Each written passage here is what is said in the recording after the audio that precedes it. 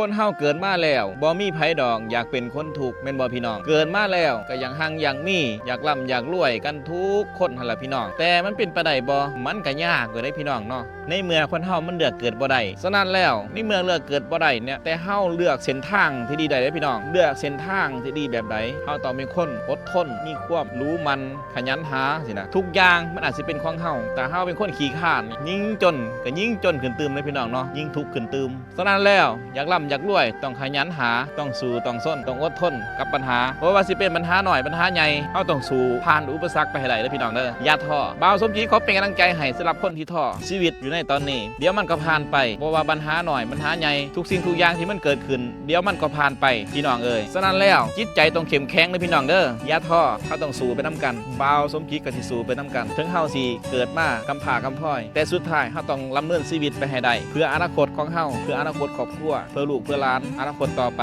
สู้ๆขอเป็นกำลังใจให้ทุกคนที่กำลังท้อในขณะนี้สู้เด้อพี่น้องเด้อสู้ๆสู้นะจ๊ะ